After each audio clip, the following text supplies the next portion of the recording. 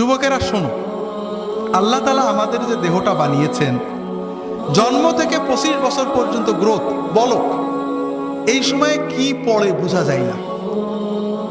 আর এই সময়ে যে ফুর্তি আনন্দ, এটা কোনো আনন্দ না, এটা অস্থিরতা। জীবন শুরু হবে 25-এর পরে।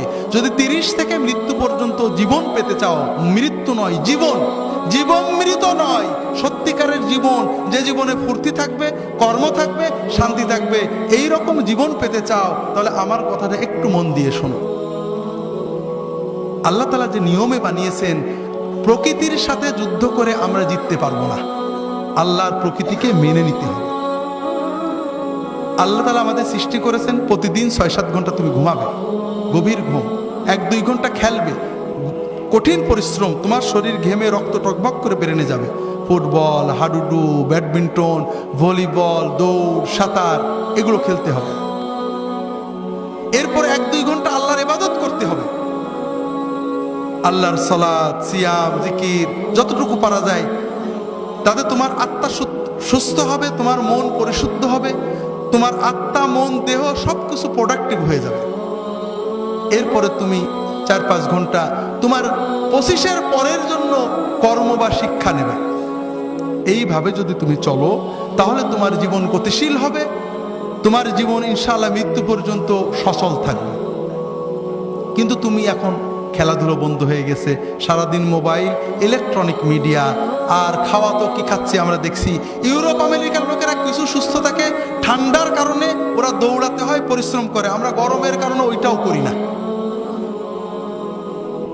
সারাদিন মোবাইল দেখছি, শুনছি, কানে ইয়ারফোন লাগিয়ে শুনছি, আমাদের কান চোখগুলো নষ্ট হচ্ছে।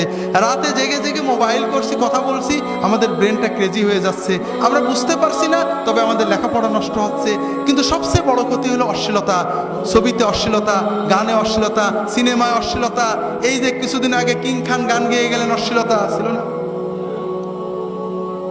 কিছু মানুষ কোটি কোটি টাকা কামাই করেছেন, করছেন এই সব অনুষ্ঠান, কিন্তু আমাদের যুবকদের কি হচ্ছে, অস্বীকার করার উপায় নেই। তাদের ভিতরে অস্থিরতা জন্ম নেয়, তাদের মনে হয় আমি আরো দেখি, আরো দেখি, টিভিতে বন্ধ হয়ে গেল, দেখি পাশের বাড়ির মেয়ের সাথে দেখা যায় কিনা, এইটা করে ওর অস্থিরতা, ওর পড়তে মন চায় না, ওর মোবাইল করতে মন চায়, ওর মনে হয় গল্প করি, এরপরে ও পাপের পথে চলে যায়, এরপরে হিরোইন ধরে, এরপরে ইয়াবা ধরে, এরপরে লেখাপড়া নষ্ট হয়ে যায়, ওর 25 হতে হতে ওর জীবনটা ক্ষতিগ্রস্ত হয়ে যায়, এর পরের জীবন মৃত হয়ে যায়, বাঁচতেও পারে না, মরতেও পারে না, ও হিরোইন গ্রহণ করে, মাদক গ্রহণ করে, এইভাবে সমাজটা আস্তে আস্তে ধ্বংস হয়ে যাচ্ছে, ঠিক না ভাই?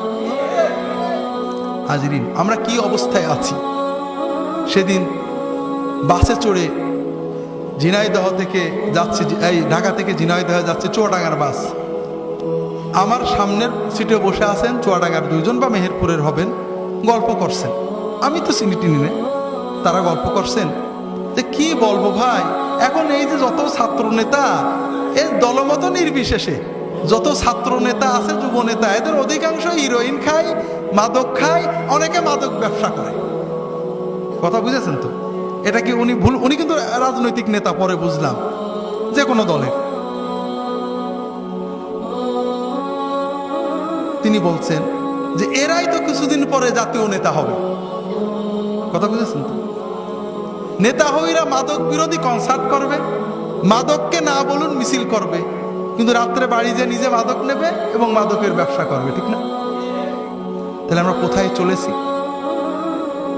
হাজরিন, তোমরা শোনো বাবারা, যে যেখানে যাই যাক, তোমাদেরকে দুটো কথা বলি। প্রথম কথা হলো যে নামাজটা কখনো ছাড়বে না। নামাজকে যদি ধরে রাখতে পারো, ইনশাআল্লাহ নামাজ তোমাদেরকে ধরে রাখবে। সিনেমা হলে থাকো, গান শুনছিলে, টিভি দেখছিলে, ওয়াক্ত মতো নামাজটা পড়বে, পারলে জামাতে পড়বে। যে অবস্থায় থাকো, যদি জামাত ধরতে পারো নি কোনো কারণে, নামাজ জানো না, শুধু আল্লাহু আকবার দিয়ে নামাজ পড়বে। দাঁড়িয়ে আল্লাহু আকবার, আল্লাহু আকবার, নামাজ শিখতে থাকবে, যতদিন শিখা পূর্ণ না হয়। দাঁড়িয়ে আল্লাহু আকবার, রুকুতে যে আল্লাহু আকবার, সেজদায় যে আল্লাহু আকবার, 10 বার 20 বার আল্লাহু আকবার দিয়ে সালাত আদায় করবে। এতেই সালাত আদায় হয়ে যাবে, তুমি পূর্ণ সওয়াব পেয়ে যাবে। হাজরিন, আর মাদক অশ্লীলতা, এই দুটো পাপকে বিষের মতো পরিত্যাগ করবে, আলেম ওলামাদের সহবতে থাকার চেষ্টা করবে, জীবনটাকে একটু গুছিয়ে রাখার চেষ্টা করবে। আমার একটা ছোট্ট বই আছে সহি মাসনুন ওজিফা, এটা তো ওজিফা না, মূলত জীবনের বাগানটাকে সাজিয়ে নেওয়ার একটা ছোট্ট প্রক্রিয়া রাসূল সাল্লাল্লাহু আলাইহি ওয়াসাল্লামের সুন্নতের আলোকে। পারলে এটা কি করবে তোমাদের, এই যে অস্থিরতা দূর করবে। নামাজগুলো পড়বে, নামাজের পরে 2-5 মিনিট এই আল্লাহ রাসূল সাল্লাল্লাহু আলাইহি ওয়াসাল্লাম শেখানো জিকিরগুলো করবে, ইনশাআল্লাহ তোমার হৃদয়টা প্রশান্ত হবে, পাপ থেকে ফিরে থাকার শক্তি অর্জন করতে পারবে।